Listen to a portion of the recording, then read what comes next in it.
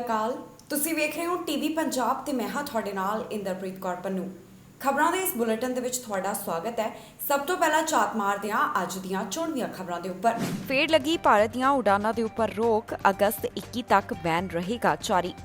9 ਅਗਸਤ ਤੋਂ ਕੈਨੇਡਾ ਨੇ ਕੀਤਾ ਬਾਰਡਰ ਖੋਲ੍ਹਣ ਦਾ ਐਲਾਨ, ਸਤੰਬਰ ਮਹੀਨੇ ਤੋਂ ਟੂਰਿਸਟ ਨੂੰ ਵੀ ਦਾਖਲੇ ਦੀ ਇਜਾਜ਼ਤ। ਹਾਈ ਕਮਿਸ਼ਨ ਨੇ ਦਿੱਤੀ ਵੀਜ਼ੇ ਬਾਰੇ ਜਾਣਕਾਰੀ, ਟਵਿੱਟਰ ਤੇ ਦੱਸਿਆ VFS ਦੀਆਂ ਸੇਵਾਵਾਂ ਦੇ ਬਾਰੇ। ontario ਦੇ ਵਿੱਚ ਪੰਜਾਬੀ ਹੋਇਆ ਗ੍ਰਿਫਤਾਰ, ਸ਼ਰਾਬ ਪੀ ਕੇ ਗੱਡੀ ਚਲਾਉਣ ਦਾ ਮਾਮਲਾ। ਸਰੀ ਦੇ ਪੱਬ ਦੇ ਬਾਹਰ ਚਲੀਆਂ ਗੋਲੀਆਂ, ਪੁਲਿਸ ਕਰ ਰਹੀ ਹੈ ਮਾਮਲੇ ਦੀ ਜਾਂਚ। ਸਰੀ ਦੇ ਵਿੱਚ ਚਲੀਆਂ ਗੋਲੀਆਂ, ਪੁਲਿਸ ਕਰ ਰਹੀ ਹੈ ਜਾਂਚ। ਕੈਨੇਡਾ ਵੱਲੋਂ ਭਾਰਤ ਤੋਂ ਆਉਣ ਵਾਲੀਆਂ ਸਿੱਧੀਆਂ ਉਡਾਨਾਂ ਦੇ ਉੱਪਰ ਜੋ ਰੋਕ ਲਗਾਈ ਗਈ ਸੀ, ਇਸ ਨੂੰ ਅਗਲੇ ਇੱਕ ਹੋਰ ਮਹੀਨੇ ਦੇ ਵਾਸਤੇ ਵਧਾ ਦਿੱਤਾ ਗਿਆ ਹੈ, ਜਿਸ ਦਾ ਮਤਲਬ ਹੈ ਕਿ ਭਾਰਤ ਤੋਂ ਆਉਣ ਵਾਲੀਆਂ ਸਿੱਧੀਆਂ ਉਡਾਨਾਂ ਅਗਸਤ 21 ਤੱਕ ਬੰਦ ਰਹਿਣਗੀਆਂ। ਇਹ ਕਦਮ ਕੈਨੇਡਾ ਵੱਲੋਂ ਭਾਰਤ ਦੇ ਵਿੱਚ ਕੋਰੋਨਾ ਵਾਇਰਸ ਦੇ ਹਾਲਾਤਾਂ ਨੂੰ ਦੇਖਦਿਆਂ ਚੁੱਕਿਆ ਗਿਆ ਸੀ। ਹਾਲਾਂਕਿ ਭਾਰਤ ਵੱਲੋਂ ਕੈਨੇਡਾ ਸਰਕਾਰ ਨੂੰ ਇਹ ਕਿਹਾ ਗਿਆ ਸੀ ਕਿ ਹੁਣ ਭਾਰਤ ਦੇ ਵਿੱਚ ਕੋਰੋਨਾ ਮਾਮਲੇ ਕਾਫੀ ਹੱਦ ਤੱਕ ਘਟੇ ਨੇ, ਇਸ ਕਾਰਨ ਜਿਹੜੀਆਂ ਉਡਾਨਾਂ ਨੇ ਉਹਨਾਂ ਨੂੰ ਮੁੜ ਤੋਂ ਚਲਾ ਦੇਣਾ ਚਾਹੀਦਾ ਹੈ। ਪਰ ਕੈਨੇਡਾ ਵੱਲੋਂ ਐਲਾਨ ਕਰ ਦਿੱਤਾ ਗਿਆ ਹੈ ਕਿ ਇਹਨਾਂ ਉਡਾਨਾਂ ਦੇ ਉੱਪਰ ਅਗਲੇ ਇੱਕ ਹੋਰ ਮਹੀਨੇ ਦੇ ਵਾਸਤੇ ਰੋਕ ਜਾਰੀ ਰਹੇਗੀ। ਕੈਨੇਡਾ ਵੱਲੋਂ ਭਾਰਤ ਤੋਂ ਆਉਣ ਵਾਲੀਆਂ ਸਿੱਧੀਆਂ ਉਡਾਨਾਂ ਦੇ ਉੱਪਰ ਜੋ ਰੋਕ ਲਗਾਈ ਗਈ, ਇਸ ਰੋਕ ਨੂੰ ਅਗਲੇ ਇੱਕ ਹੋਰ ਮਹੀਨੇ ਦੇ ਵਾਸਤੇ ਅੱਗੇ ਵਧਾ ਦਿੱਤਾ ਗਿਆ ਹੈ। ਕੈਨੇਡਾ ਵੱਲੋਂ ਅਗਸਤ 21 ਤੱਕ ਭਾਰਤ ਤੋਂ ਆਉਣ ਵਾਲੀਆਂ ਸਿੱਧੀਆਂ ਉਡਾਨਾਂ ਦੇ ਉੱਪਰ ਰੋਕ ਲਗਾ ਦਿੱਤੀ ਗਈ ਹੈ। ਸਭ ਤੋਂ ਪਹਿਲਾਂ ਕੈਨੇਡਾ ਵੱਲੋਂ ਅਪ੍ਰੈਲ 22, 2021 ਨੂੰ ਭਾਰਤ ਦੇ ਵਿੱਚ ਕੋਰੋਨਾ ਮਾਮਲਿਆਂ ਨੂੰ ਧਿਆਨ ਵਿੱਚ ਰੱਖਦਿਆਂ ਉਡਾਨਾਂ ਦੇ ਉੱਪਰ ਰੋਕ ਲਗਾਈ ਸੀ।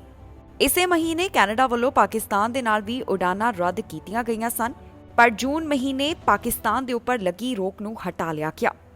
ਹਾਲਾਂਕਿ ਕੈਨੇਡਾ ਸਰਕਾਰ ਵੱਲੋਂ ਇਹ ਐਲਾਨ ਕਰ ਦਿੱਤਾ ਗਿਆ ਹੈ ਕਿ ਅਗਸਤ ਮਹੀਨੇ ਤੋਂ ਉਨ੍ਹਾਂ ਵੱਲੋਂ ਯਾਤਰੀਆਂ ਨੂੰ ਦਾਖਲੇ ਦੀ ਇਜਾਜ਼ਤ ਦਿੱਤੀ ਜਾਵੇਗੀ, ਜੋ ਕਿ ਪਹਿਲਾਂ ਫੁੱਲੀ ਵੈਕਸੀਨੇਟਡ ਅਮਰੀਕਨਸ ਨੂੰ ਕੈਨੇਡਾ ਦੇ ਵਿੱਚ ਐਂਟਰ ਹੋਣ ਦੀ ਇਜਾਜ਼ਤ ਹੋਵੇਗੀ ਤੇ ਸਤੰਬਰ ਮਹੀਨੇ ਤੋਂ ਕੈਨੇਡਾ ਵੱਲੋਂ ਟੂਰਿਸਟ ਨੂੰ ਵੀ ਆਉਣ ਦੀ ਪਰਮਿਸ਼ਨ ਦੇ ਦਿੱਤੀ ਗਈ ਹੈ।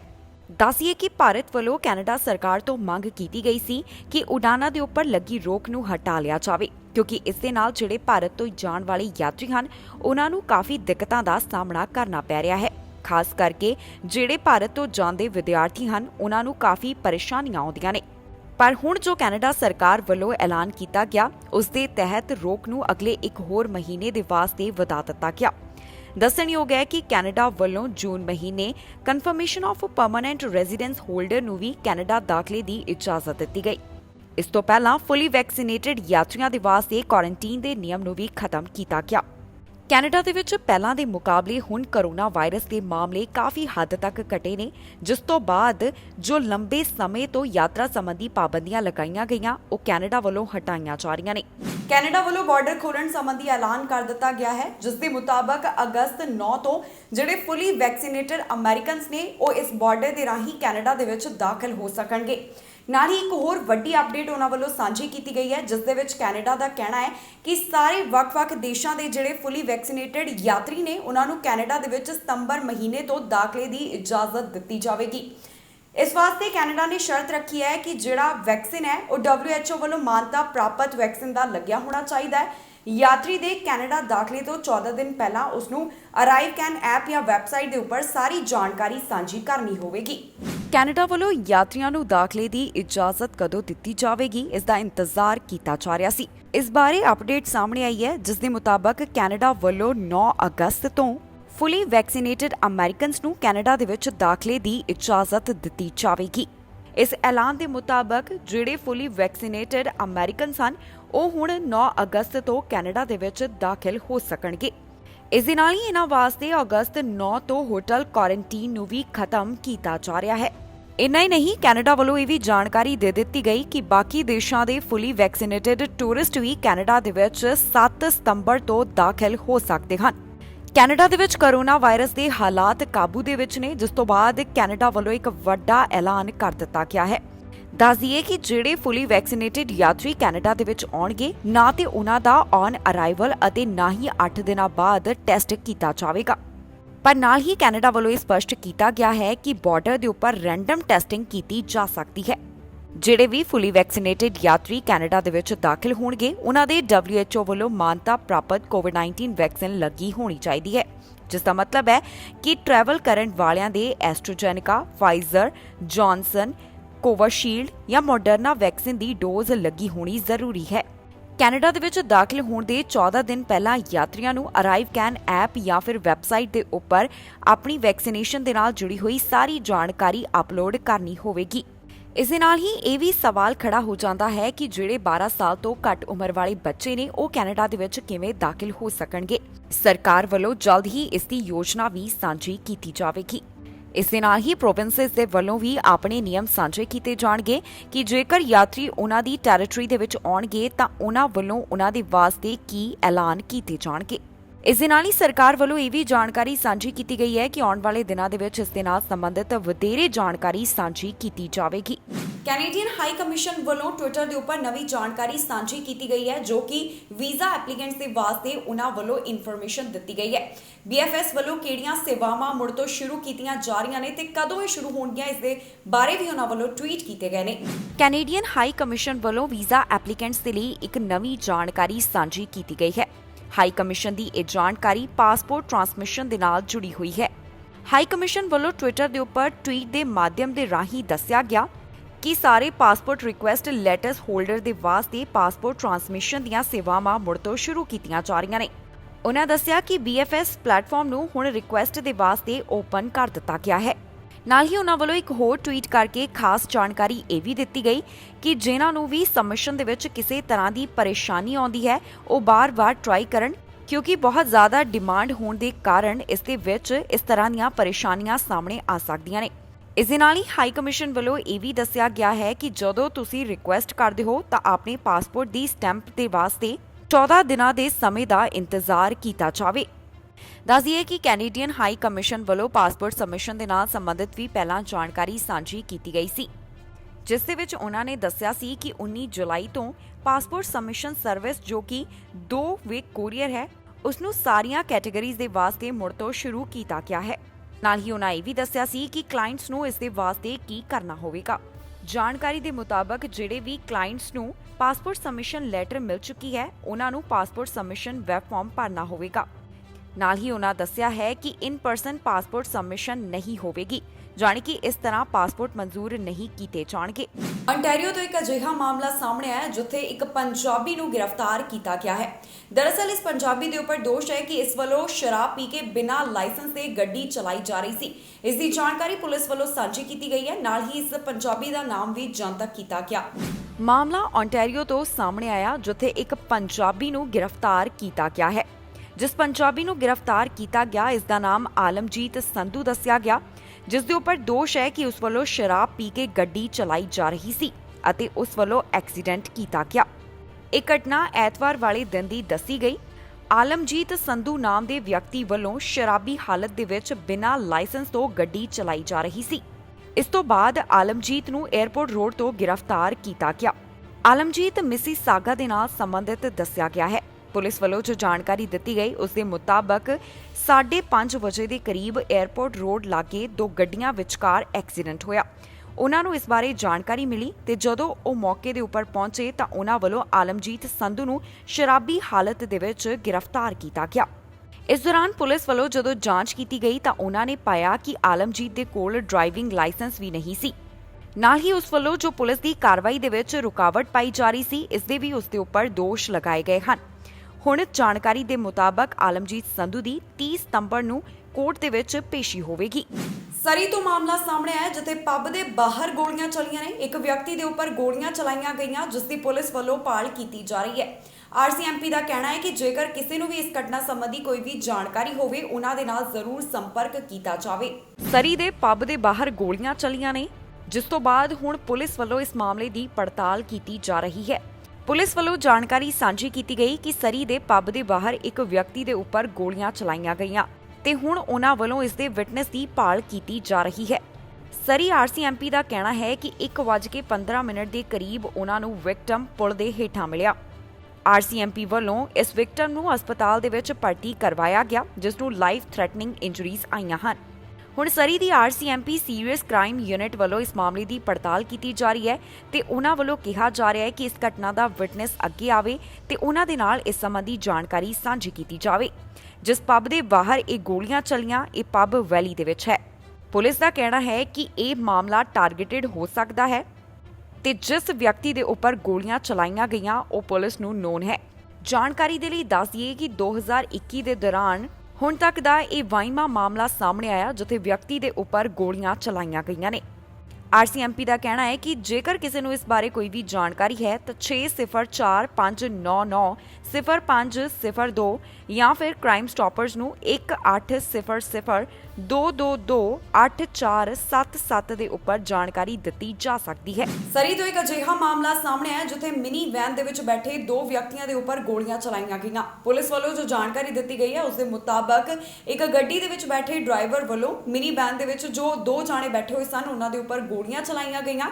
ਇਸ ਦੌਰਾਨ ਉਹਨਾਂ ਦੋਨਾਂ ਜਾਣਿਆਂ ਦਾ ਤਾਂ ਬਚਾਅ ਰਿਹਾ, ਉਹਨਾਂ ਦੇ ਗੋਲੀਆਂ ਨਹੀਂ ਲੱਗੀਆਂ, ਪਰ ਇੱਕ ਜਿਹੜਾ ਹੈ ਉਸ ਨੂੰ ਮਾਮੂਲੀ ਸੱਟਾਂ ਆਈਆਂ ਨੇ, ਜ਼ਖਮੀ ਹਾਲਤ ਦੇ ਵਿੱਚ ਹੈ, ਪਰ ਕੋਈ ਖਾਸ ਸੱਟਾਂ ਉਸ ਨੂੰ ਨਹੀਂ ਆਈਆਂ। ਪੁਲਿਸ ਵੱਲੋਂ ਹੁਣ ਇਸ ਮਾਮਲੇ ਦੀ ਜਾਂਚ ਕੀਤੀ ਜਾ ਰਹੀ ਹੈ। ਨਾਲ ਹੀ ਉਹਨਾਂ ਦਾ ਕਹਿਣਾ ਹੈ ਕਿ ਜੇਕਰ ਕਿਸੇ ਨੂੰ ਇਸ ਬਾਰੇ ਕੋਈ ਵੀ ਜਾਣਕਾਰੀ ਹੋਵੇ ਤਾਂ ਪੁਲਿਸ ਦੇ ਨਾਲ ਜ਼ਰੂਰ ਸੰਪਰਕ ਕੀਤਾ ਜਾਵੇ।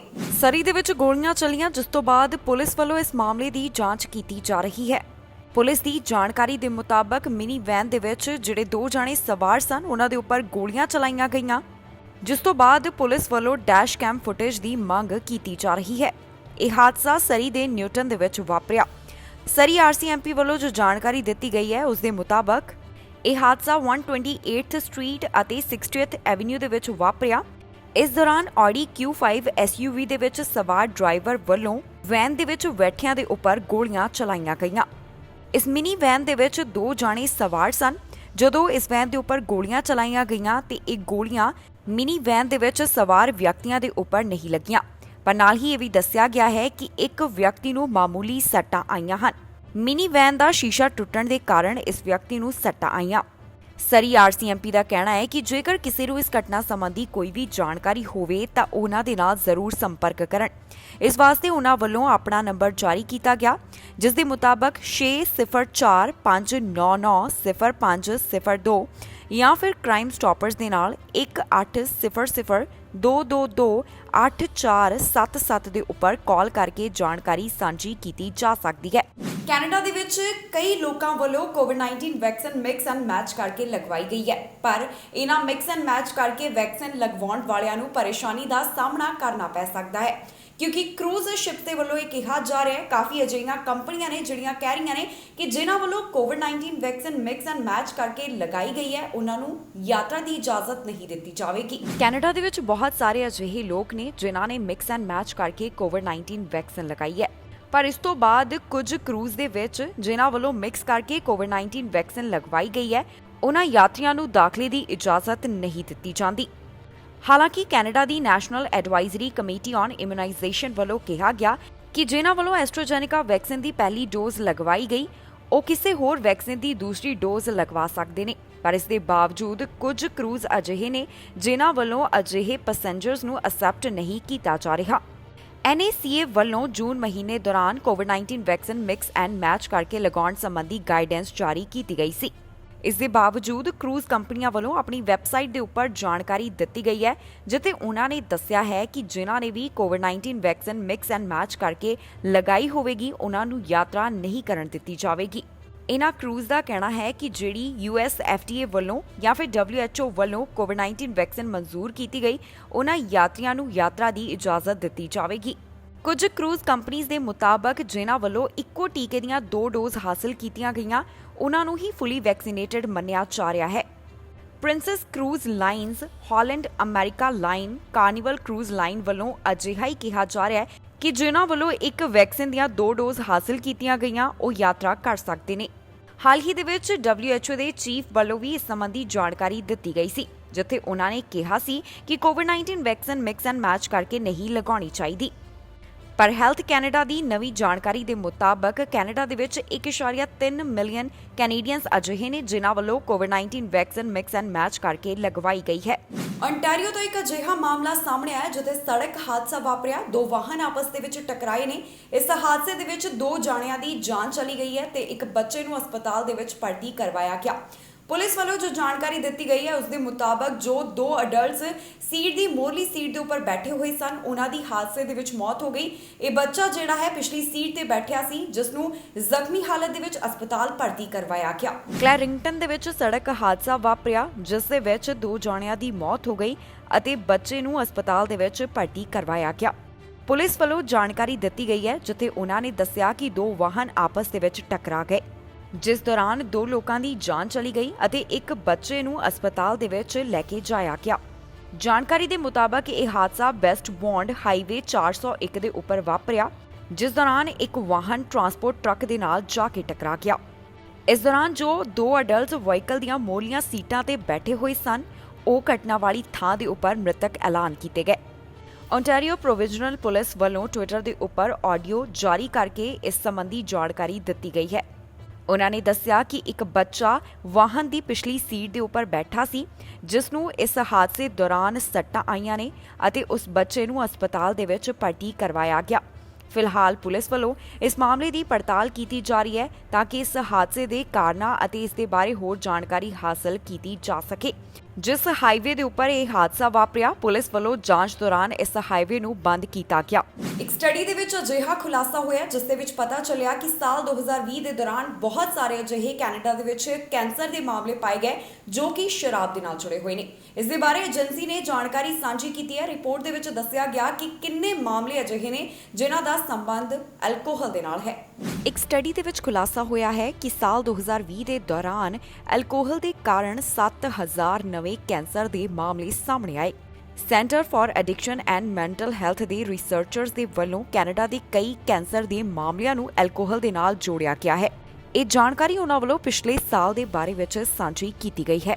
ਇਹ ਸਾਰੀਆਂ findings the world health organisation the international agency for research on cancer the modelling study ਦੇ ਨਾਲ ਜੁੜੀਆਂ ਹੋਈਆਂ ਨੇ।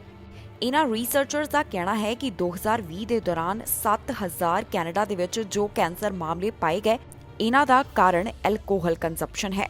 ਇਸ ਦੇ ਵਿੱਚ 24% ਮਾਮਲੇ ਬ੍ਰੈਸਟ ਕੈਂਸਰ, 20% ਮਾਮਲੇ ਕੋਲਨ ਕੈਂਸਰ, 15% ਰੈਕਟਲ ਕੈਂਸਰ ਅਤੇ 13% ਔਰਲ ਐਂਡ ਲਿਵਰ ਕੈਂਸਰ ਦੇ ਨਾਲ ਜੁੜੇ ਹੋਏ ਮਾਮਲੇ ਹਨ। ਏਜੰਸੀ ਦਾ ਕਹਿਣਾ ਹੈ ਕਿ 121 ਕੈਂਸਰ ਕਾਜ਼ਿੰਗ ਏਜੰਟ ਕਲਾਸ 1 ਕਰਸੈਰੋਜਨਸ ਦੇ ਹਨ, ਜਿਸ ਦੇ ਵਿੱਚ ਐਲਕੋਹਲ, ਟobacco, ਅਲਟਰਾਵਾਇਲੈਂਟ ਰੇਡੀਏਸ਼ਨ ਅਤੇ ਆਊਟਡੋਰ 에ਅਰ ਪੋਲਿਊਸ਼ਨ ਸ਼ਾਮਲ ਹੈ। ਇਸ ਸਟੱਡੀ ਦੇ ਵਿੱਚ ਇਨ੍ਹਾਂ ਕਾਰਨ 77% ਮੇਲਸ ਨੂੰ ਜ਼ਿੰਮੇਵਾਰ ਦੱਸਿਆ ਗਿਆ ਹੈ, ਜਿਸ ਦੇ ਮੁਕਾਬਲੇ ਔਰਤਾਂ ਦੀ ਗਿਣਤੀ 23% ਦੱਸੀ ਗਈ ਹੈ। ਜਾਣਕਾਰੀ ਦੇ ਮੁਤਾਬਕ CAMH ਵੱਲੋਂ ਪਿਛਲੇ ਸਾਲ 3600 ਦੇ ਕਰੀਬ ਮਰੀਜ਼ਾਂ ਦਾ ਇਲਾਜ ਕੀਤਾ ਹੈ, ਜੋ ਕਿ ਇਸ ਐਲਕੋਹਲ ਦੇ ਡਿਸਆਰਡਰ ਦੇ ਨਾਲ ਜੁੜੇ ਹੋਏ ਸਨ।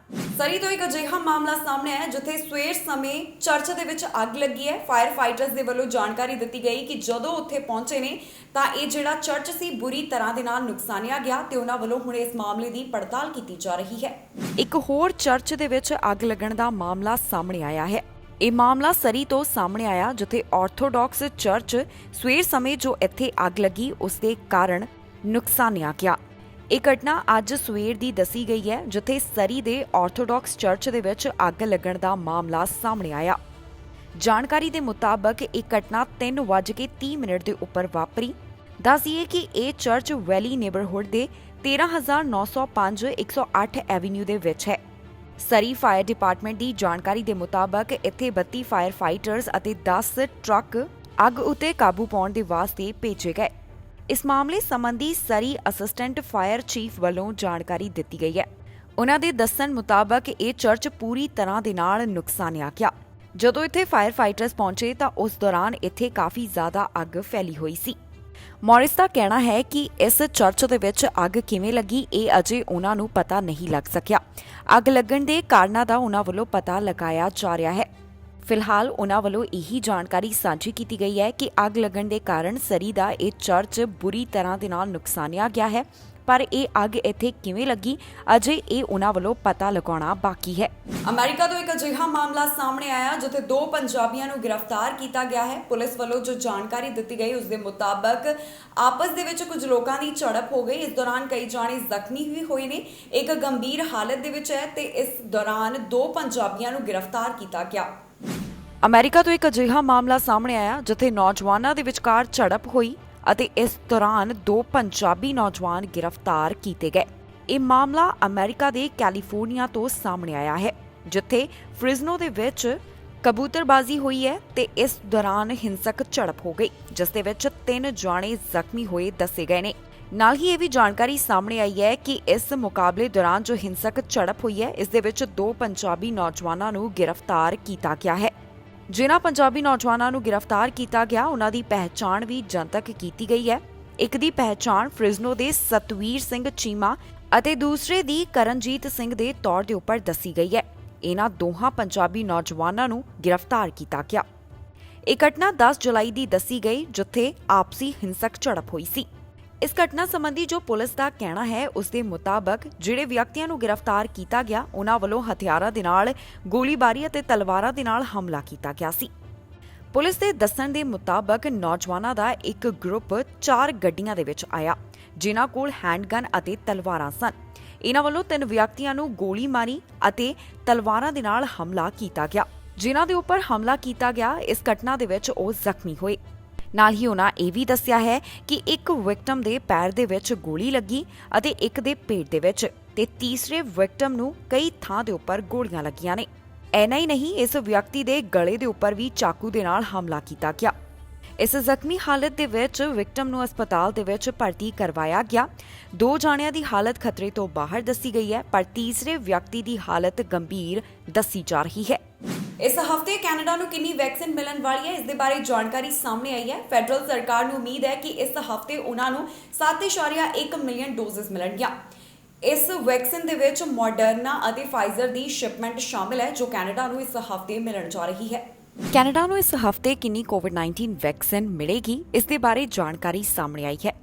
ਫੈਡਰਲ ਸਰਕਾਰ ਨੂੰ ਉਮੀਦ ਹੈ ਕਿ ਇਸ ਹਫਤੇ ਉਹਨਾਂ ਨੂੰ 7.1 ਮਿਲੀਅਨ ਡੋਜ਼ਸ ਮਿਲਣ ਵਾਲੀਆਂ ਨੇ। ਕੈਨੇਡਾ ਨੂੰ ਜੋ ਇਸ ਹਫਤੇ ਕੋਵਿਡ-19 ਵੈਕਸੀਨ ਦੀ ਸ਼ਿਪਮੈਂਟ ਮਿਲਣ ਵਾਲੀ ਹੈ, ਉਸ ਦੇ ਵਿੱਚ 3.1 ਮਿਲੀਅਨ ਡੋਜ਼ਸ ਫਾਈਜ਼ਰ ਬਾਇਓਟੈਕ ਤੋਂ ਮਿਲਣਗੀਆਂ, ਜਦਕਿ ਮੋਡਰਨਾ ਤੋਂ 4 ਮਿਲੀਅਨ ਡੋਜ਼ਸ ਮਿਲਣ ਵਾਲੇ ਨੇ। ਆਉਣ ਵਾਲੇ ਹਫ਼ਤਿਆਂ ਦੇ ਵਿੱਚ ਕੈਨੇਡਾ ਵੱਲੋਂ ਵੈਕਸੀਨੇਸ਼ਨ ਦਾ ਅੰਕੜਾ 66 ਮਿਲੀਅਨ ਡੋਜ਼ਸ ਦਾ ਪਾਰ ਕਰ ਲਿਆ ਜਾਵੇਗਾ। ਇੱਕ ਨਿਊਜ਼ ਕਾਨਫਰੰਸ ਦੇ ਵਿੱਚ ਬੋਲਦਿਆਂ ਜਨਰਲ ਕ੍ਰਿਸਟਾ ਵੱਲੋਂ ਜਾਣਕਾਰੀ ਦਿੱਤੀ ਗਈ ਹੈ, ਜਿਸ ਦੇ ਵਿੱਚ ਉਹਨਾਂ ਨੇ ਕਿਹਾ ਕਿ ਜਿੰਨੀ ਕੈਨੇਡਾ ਨੂੰ ਵੈਕਸੀਨ ਮਿਲ ਰਹੀ ਹੈ, ਉਸ ਦੇ ਨਾਲ ਕੈਨੇਡੀਅਨਸ ਨੂੰ ਕੋਵਿਡ-19 ਵੈਕਸੀਨ ਦੀਆਂ 2 ਡੋਜ਼ ਲਗਾਈਆਂ ਜਾ ਸਕਣਗੀਆਂ, ਜਿਸ ਦਾ ਮਤਲਬ ਹੈ ਕਿ ਕੈਨੇਡਾ ਦੇ ਕੋਲ ਇੰਨੀ ਵੈਕਸੀਨ ਹੈ ਕਿ ਜਿਹੜੇ ਐਲੀਜੀਬਲ ਕੈਨੇਡੀਅਨਸ ਨੇ, ਉਹਨਾਂ ਨੂੰ ਡੋਜ਼ ਲਗਾਈ ਜਾ ਸਕੇ। ਦੱਸੀਏ ਕਿ ਕੈਨੇਡਾ ਦੇ ਕਈ ਪ੍ਰੋਵਿੰਸਸ ਦੇ ਵਿੱਚ ਜ਼ਰੂਰਤ ਤੋਂ ਵੱਧ ਡੋਜ਼ਸ ਪਈਆਂ ਹਨ, ਜੋ ਪ੍ਰੋਵਿੰਸ ਦੇ ਵਾਸੀਆਂ ਨੂੰ ਨਹੀਂ ਲਗਾਈਆਂ ਜਾ ਰਹੀਆਂ। ਜਨਰਲ ਵੱਲੋਂ ਇਸ ਦੇ ਬਾਰੇ ਵੀ ਦੱਸਿਆ ਗਿਆ ਹੈ ਕਿ ਪ੍ਰੋਵਿੰਸਸ ਦੇ ਵਿੱਚ 2 ਮਿਲੀਅਨ ਡੋਜ਼ਸ ਤੋਂ ਵੱਧ ਵੈਕਸੀਨ ਪਈ ਹੋਈ ਹੈ, ਕਿਉਂਕਿ ਪ੍ਰੋਵਿੰਸ ਦਾ ਕਹਿਣਾ ਹੈ ਕਿ ਉਹ ਇਹਨਾਂ ਡੋਜ਼ਸ ਦੀ ਵਰਤੋਂ ਨਹੀਂ ਕਰ ਸਕਦੇ। ਬ੍ਰੌਡੀ ਦੇ ਮੁਤਾਬਕ ਪ੍ਰੋਵਿੰਸਸ ਰਿਜ਼ਰਵਡ ਅਮਾਉਂਟ ਦੇ ਵਿੱਚੋਂ ਵੈਕਸੀਨ ਡੋਜ਼ਸ ਲੈ ਸਕਣਗੇ ਜਦੋਂ ਉਹਨਾਂ ਨੂੰ ਇਹਨਾਂ ਡੋਜ਼ਸ ਦੀ ਜ਼ਰੂਰਤ ਹੋਵੇਗੀ। ਦੱਸੀਏ ਕਿ ਕੈਨੇਡਾ ਦੇ ਵਿੱਚ ਵਿਸ਼ਵ ਦੇ ਮੁਕਾਬਲੇ ਕਾਫੀ ਜ਼ਿਆਦਾ ਤੇਜ਼ੀ ਦੇ ਨਾਲ ਵੈਕਸੀਨ ਲਗਾਈ ਜਾ ਰਹੀ ਹੈ। ਹੁਣ ਤੱਕ ਕੈਨੇਡਾ ਦੇ ਵਿੱਚ 79% ਐਲੀਜੀਬਲ ਕੈਨੇਡੀਅਨਸ ਨੂੰ ਕੋਵਿਡ-19 ਵੈਕਸੀਨ ਦੀ 1 ਸ਼ਾਟ ਲਗਾਈ ਜਾ ਚੁੱਕੀ ਹੈ, ਜਦਕਿ 50% ਤੋਂ ਵੱਧ ਆਬਾਦੀ ਨੂੰ ਕੋਵਿਡ-19 ਵੈਕਸੀਨ ਦੇ 2 ਡੋਜ਼ ਲਗਾਏ ਜਾ ਚੁੱਕੇ ਹਨ। ਇਹ ਵੀ ਦੱਸਣਯੋਗ ਹੈ ਕਿ Ontario the ministry of health ਵੱਲੋਂ ਦੱਸਿਆ ਗਿਆ ਹੈ ਕਿ ਉਹਨਾਂ ਕੋਲ 3190 ਐਸਟ੍ਰਾਜੈਨੇਕਾ ਡੋਜ਼ਸ ਪਏ ਨੇ, ਜਿਹੜੇ ਉਹਨਾਂ ਵੱਲੋਂ ਡਿਸਟਰੋਏ ਕੀਤੇ ਜਾਣਗੇ। ਪ੍ਰਿੰਸ ਐਡਵਰਡ ਆਈਲੈਂਡ ਵੱਲੋਂ ਵੀ ਜਾਣਕਾਰੀ ਦਿੱਤੀ ਗਈ ਹੈ ਕਿ ਉਹਨਾਂ ਵੱਲੋਂ ਇਸ ਟੀਕੇ ਦੇ 3200 ਡੋਜ਼ਸ ਅਤੇ ਨਿਊ ਬਰਨਜ਼ਵਿਕ ਵੱਲੋਂ 960 ਡੋਜ਼ਸ ਡਿਸਟਰੋਏ ਕੀਤੇ ਜਾਣਗੇ। ਕੈਨੇਡਾ ਦੇ ਵਿੱਚ ਕੋਰੋਨਾ ਵਾਇਰਸ ਦੇ ਹਾਲਾਤ ਪਹਿਲਾਂ ਦੇ ਨਾਲੋਂ ਕਾਫੀ ਹੱਦ ਤੱਕ ਸੁਧਰ ਚੁੱਕੇ ਨੇ। ਹੁਣ ਕਿਸ ਪ੍ਰੋਵਿੰਸ ਦੇ ਵਿੱਚ ਕਿੰਨੇ ਮਾਮਲਿਆਂ ਦੀ ਪੁਸ਼ਟੀ ਹੋਈ ਹੈ, ਇਸ ਖਬਰ ਦੇ ਵਿੱਚ ਜਾਣਕਾਰੀ ਤੁਹਾਡੇ ਨਾਲ ਸਾਂਝੀ ਕਰਾਂਗੇ।